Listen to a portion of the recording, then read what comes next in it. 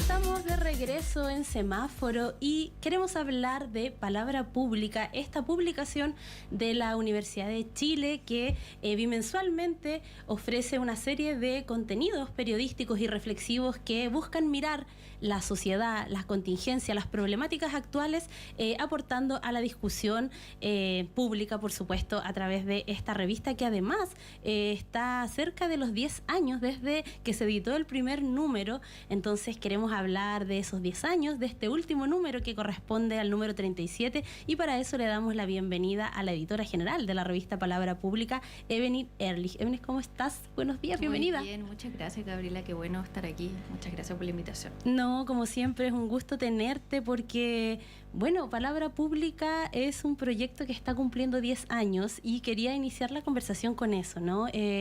¿Cómo se siente ese número, ese cumpleaños, ese aniversario de un medio de comunicación, considerando que es difícil que los medios de comunicación logren llevar de manera sostenida 10 años? ¿Cómo lo viven ustedes como equipo? Justamente por eso que dices tú, quisimos relevar este aniversario, porque en un escenario tan adverso para los medios de comunicación, cumplir 10 años, yo creo que es un logro. Sobre todo nosotros tenemos la suerte de tener el respaldo institucional de la Universidad de Chile y económico, obviamente, que nos permite persistir en el tiempo. O sea, nosotros no dependemos de publicidad, no dependemos de los clics. Eso también nos permite tener como un medio de comunicación que está más pendiente de la calidad que del clickbait o de estar vendiendo todo el tiempo. Entonces nos parecía súper importante como decir, bueno, es un medio que empezó hace 10 años y que ha ido creciendo, y es importante también destacarlo, creo, y también destacar la importancia que tiene que las universidades, en particular las universidades públicas, tengan estos espacios. Para nosotros nuestro referente es la revista de la Universidad de México, que es una revista que cumplió, si no me equivoco, 90 años, si no me equivoco, bueno, casi un siglo. Y esa es nuestra meta también. O sea, nosotros llevamos recién 10 años y esperamos tener 90, exactamente. Entonces, y eso es lo que permite también el respaldo de una universidad, porque finalmente el compromiso es existir, y que existe un espacio así para pensar estos tiempos, para dejar un registro de estos tiempos, más allá como decía, como del clickbait o de vender, y creo que eso es un trabajo súper importante que está haciendo la universidad.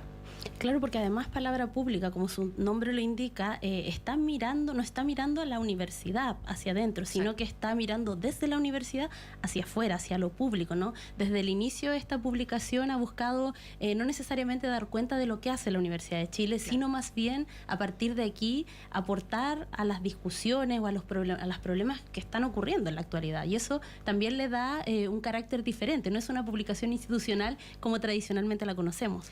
Claro, y ese yo creo que es lo interesante de este espacio, y que también es lo interesante de los medios no institucionales de la universidad, que serían Palabra Pública, la radio Universidad de Chile y el canal UChile TV, que son medios que están pensando en el público externo. Porque claro, podríamos ser, como dices tú, como un diario mural de la universidad y decir, bueno, hacemos muchas cosas muy interesantes, que por supuesto que la universidad lo hace, pero también es importante hablarle a un público y como hacer de puente. Es decir, mirar hacia lo que está pasando afuera, y también hablarle a un público general, que es el trabajo que tenemos los periodistas también, que es un poco como traducir tanto lo que está pasando dentro de la universidad, lo que se está estudiando, lo que se está investigando, tratar de traducir eso a un lenguaje más amplio, como también ayudarle a la gente a pensar un poco lo que está pasando en la sociedad, en el mundo, sobre todo en un tiempo con tanta incertidumbre como estos tiempos. Entonces creo que por ahí va nuestro objetivo, como decías tú, específicamente es como hablarle a un público general.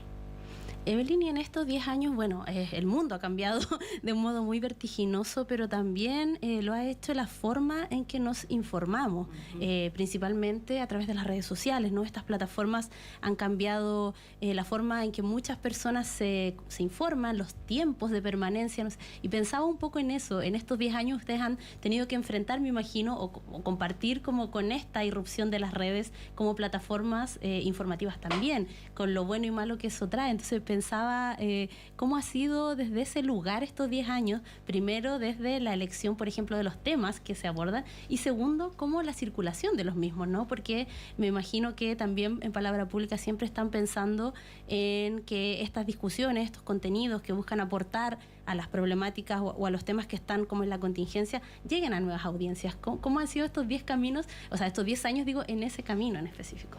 Creo que es súper importante decir algo que no dije al comienzo, que es que Palabra Pública es un medio multiplataforma, en el sentido de que nosotros tenemos esta revista impresa que tú mostraste, que sale 3 veces al año y que se reparte en más de 50 puntos en todo Chile. O sea, bueno, sobre todo en Santiago, son como 50 puntos en Santiago, y también tenemos Valparaíso, Concepción, Valdivia y Temuco.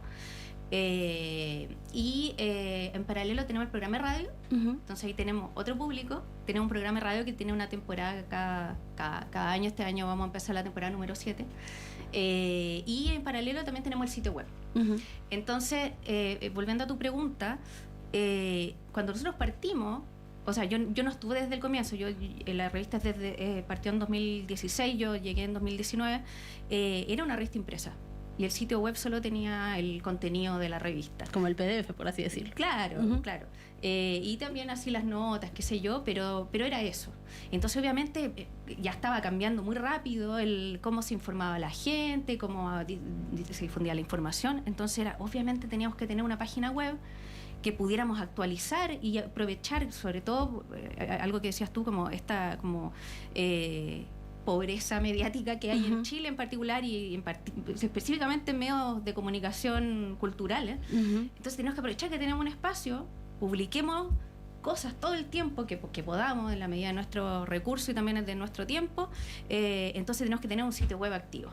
Entonces, porque claro, tener una revista que sale cada 3 meses o cada 4 meses, claro, quedamos, siempre obviamente lo importante es pensar en temas que no queden obsoletos, o sea, temas más profundos.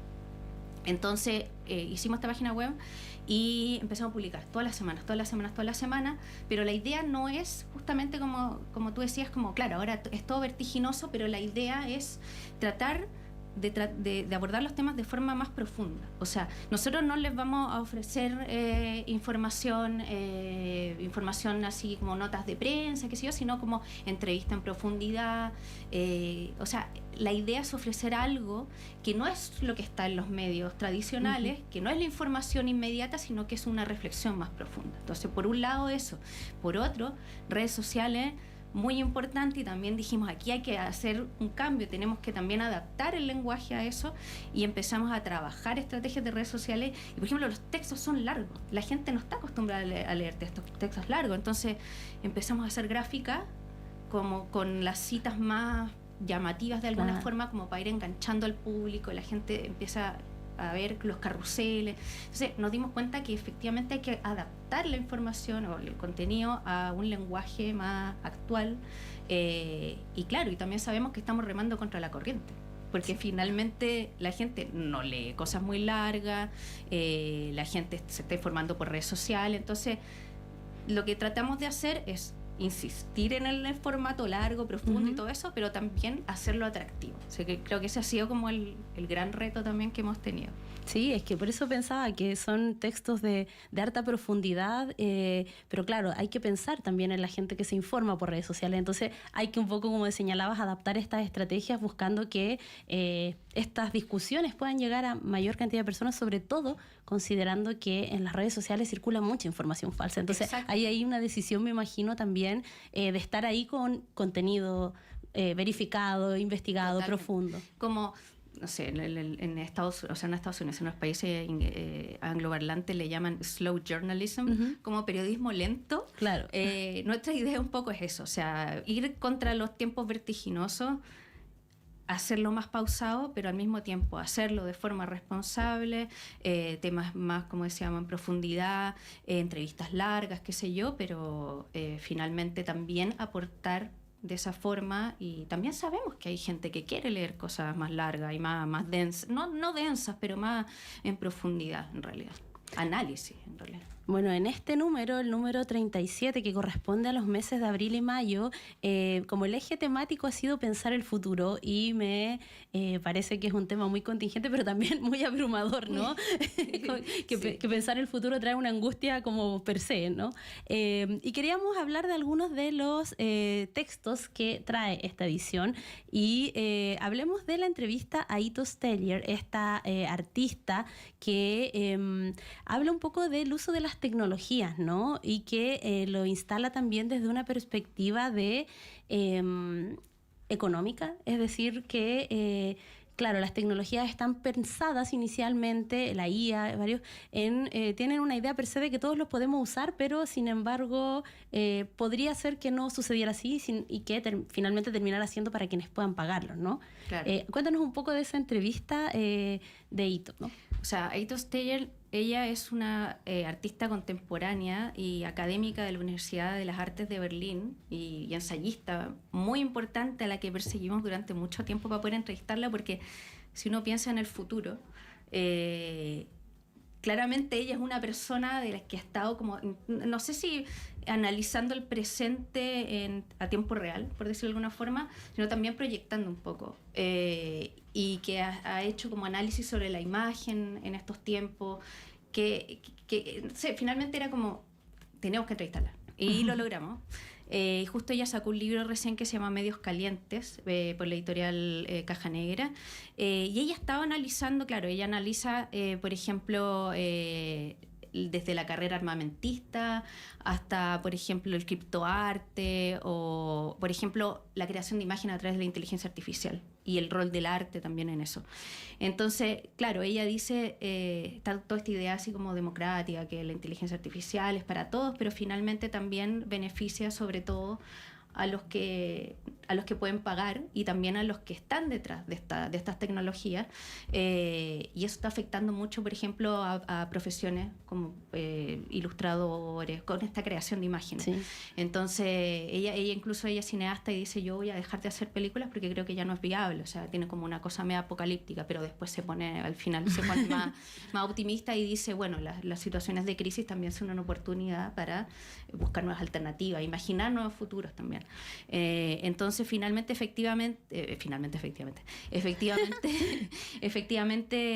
la inteligencia artificial está cambiando el mundo, y está cambiando el mundo también económicamente. Hay profesiones que van a desaparecer y todo, pero también ella hace como este llamado a tomemos conciencia de esto, pero también tomemos conciencia para pensar algo distinto, y ella hace el llamado también a los poderes políticos, o sea, de decir, esto no puede quedar solo en manos de estas empresas que tienen como todo este poder económico, sino que también tiene que haber como la sociedad y los poderes políticos, se tiene que normar esto, porque si no se puede salir de las manos. O sea, estamos viendo el tema, por ejemplo, de el plan de reconstrucción, ¿no? Que tiene un artículo que permitiría usar obras artísticas de música para entrenar IA sin ningún respeto al derecho a autor, ¿no? O sea, son problemáticas y cosas que están sucediendo ahora. Entonces, efectivamente, dejarlo como a la libertad de quien lo usa es un poco peligroso. Como a la libertad del mercado también. Claro. Y que es algo que incluso el New York Times lo venía peleando hace mucho tiempo, que era que la inteligencia artificial ocupa una cantidad de datos sin ninguna autorización de los dueños de estos datos. Por ejemplo, el mismo diario decía, nosotros no hemos autorizado para que se use nuestra información, pero la inteligencia artificial, o sea, ChatGPT, todas estas plataformas usan toda esa información. Entonces, efectivamente, hay un problema de derechos de autor, hay un montón de cosas que hay que seguir pensando, y obviamente cuando pensamos en el futuro, inmediatamente era inteligencia artificial, o sea, era un tema inevitable, pero hay muchas aristas y también hay muchas posibilidades. O sea, para nosotros este número es súper importante, no caer en el pesimismo, porque como decías tú, lo inmediato es como lo abrumador, sí, y lo apocalíptico, y también es abrir como un espacio, imaginar algo distinto. Al leer el siguiente artículo del que vamos a hablar, me pareció que esa visión como no pesimista, sino como las crisis o los problemas como pensándolos también como una forma de abordarlos de un modo distinto, es este texto que habla de la crisis demográfica que se llama el reportaje Chile frente al invierno demográfico, ¿no?, de Cristina Espinosa, que habla un poco de esta situación que hoy se está haciendo cada vez más patente, que es la crisis de la natalidad en el mundo, no solo en Chile. En Chile desde acá por supuesto que lo estamos enfrentando, o sea, lo estamos viviendo o pensando de un modo más local, pero aquí claro, hay como una propuesta por dar cuenta de este fenómeno, por dimensionarlo, las estadísticas, pero también hay una intención de varias de las fuentes de pensar que no es una situación catastrófica, que es una oportunidad también de pensar, no sé, las edades, la vejez, la vida en sociedad de un modo diferente. Totalmente, o sea, y eso fue súper importante y creo que eso fue un acierto también de Cristina, que es esta periodista que hace nuestros reportajes de ciencia, que fue enfocarlo como una posibilidad. O sea, efectivamente para Chile va a ser un reto muy grande el envejecimiento de la población. Los datos eran como que hacia 2070 los mayores de 65 años van a representar el 42,6%. Y eso va a ser una carga económica para el Estado en cuanto a pensiones, en cuanto a adaptar la ciudad también. Es algo que no se habla. O sea, la ciudad actualmente... La ciudad es muy hostil para la gente mayor. Totalmente hostil y no están pensadas para la vejez. Uh-huh. Entonces, de hecho, es cosa pensar en el metro que todavía faltan muchos ascensores, por decir algo. Siempre están malas las escaleras. Claro. Si tenía algún problema de movilidad es muy difícil. Es muy difícil. Entonces la ciudad va a tener que ser adaptada y los ritmos también te van a tener que bajar. Entonces es una posibilidad para pensar cómo la sociedad está enfrentando la vejez. Y Chile, en ese contexto, es el país donde el envejecimiento está siendo más acelerado, a pesar de la migración. O sea, lo que investigó Cristina es que la migración tampoco va a hacer que esto se va a ralentizar un poco. Claro, pero lo retrasa, pero... Claro, pero Chile en este momento es el país con mayor envejecimiento de América Latina. Y es un fenómeno que se está viendo en todo el mundo y es parte del desarrollo, es como una consecuencia del desarrollo. Pero como decías tú, claro, efectivamente... En un momento estamos a tiempo para pensar en alternativas para que esto no sea un problema. Es cierto. Bueno, y nos quedan unos minutitos, Evelyn, pero quería que también nos detuviéramos en la columna La ciencia frente a la ficción de Claudia Cortés, que es una académica de acá de la Universidad de Chile, a quien quizás conocimos más públicamente en la pandemia, cuando salió a un poco como varios otros académicos y médicos, un poco a poner su conocimiento a disposición de la ciudadanía en ese contexto tan difícil que era la pandemia, que no sabíamos muy bien qué hacer. Claro. Claudia tuvo un rol bien importante en plataformas digitales, divulgando la ciencia, dando a conocer prácticas que podían ponernos en menos riesgo. Entonces ella escribe esta columna La ciencia frente a la ficción en este número de Palabra Pública. Claro, y justamente lo que tú dices es central, o sea, para todos los que vivimos la pandemia en Chile, Claudia Cortés era una persona como que era la que hablaba, porque es infectóloga. Entonces, sí. Justamente pensábamos, bueno, uno de los retos del futuro va a ser no solo, o sea, lo interesante es no solo saber hacia dónde está yendo la medicina, sino también si estamos preparados para otra pandemia o qué aprendimos de esa pandemia. Entonces, por eso pensamos inmediatamente en Claudia Cortés y el texto es súper interesante. Porque ella también dice que es un poco lo que hablábamos con el asunto de la crisis demográfica. Estamos a tiempo también de pensar hacia dónde queremos llevar la medicina. Porque efectivamente ella dice, por eso se llama la ciencia frente a la ficción, porque hay cosas que realmente parecen ciencia ficción. O sea, se van a poder predecir ciertas enfermedades, se van a poder atacar específicamente ciertos tipos de cáncer, adaptar los tratamientos como a partir del paciente específicamente, lo que mejor le funciona a ese paciente. Hay edición genética, o sea, es increíble lo que y ya está pasando, sí. Ya está pasando. Parecen novelas distópicas, pero es totalmente, la realidad. Totalmente, pero obviamente eso también va a generar otros tipos de problemas éticos, se van a necesitar ciertas regulaciones, también hay que pensar como qué rol va a tener el médico también como a nivel humano, frente al paciente, la empatía. O sea, no es como que todo va a ser tecnológico, sino también vamos a seguir funcionando entre humanos. Entonces, ella hace toda una evaluación y también habla sobre posibles pandemias, el cambio climático. O sea, hay un montón de aristas donde... por eso ella dice, de hecho, la primera línea del texto es: el futuro de la medicina es el futuro de la sociedad. Es muy cierto, está muy entretenida. Al menos estos 3 textos que pudimos comentar esta mañana están muy entretenidos, están muy contingentes, además aportándonos a una discusión. Hemos venido escuchando en los medios de comunicación el tema de la inteligencia artificial, hemos estado pero permanentemente también conociendo la crisis demográfica, el tema de la salud desde la pandemia ha sido como un tema que se puso como al centro también de la discusión, lo que es muy beneficioso porque creo que ese es el lugar que tiene. Así que de esos textos y de otros más pueden revisar en Palabra Pública, ¿no? Que está disponible desde el sitio web de la universidad, desde la sección de libros.uchile.cl. O sea, nosotros tenemos el link directo. El sitio web es palabrapublica.uchile.cl y ahí pueden ver la edición impresa en papel digital y todos los contenidos ya están también en el sitio web. Perfecto, entonces Evelyn, muchas gracias por venir esta mañana, felicitaciones por este número y por los 10 años y que sean 90. Muchas gracias. Nosotros cerramos el programa del día de hoy, como siempre con música. Vamos a escuchar tantas veces en la voz de Mon Laferte y Andrés Calamaro.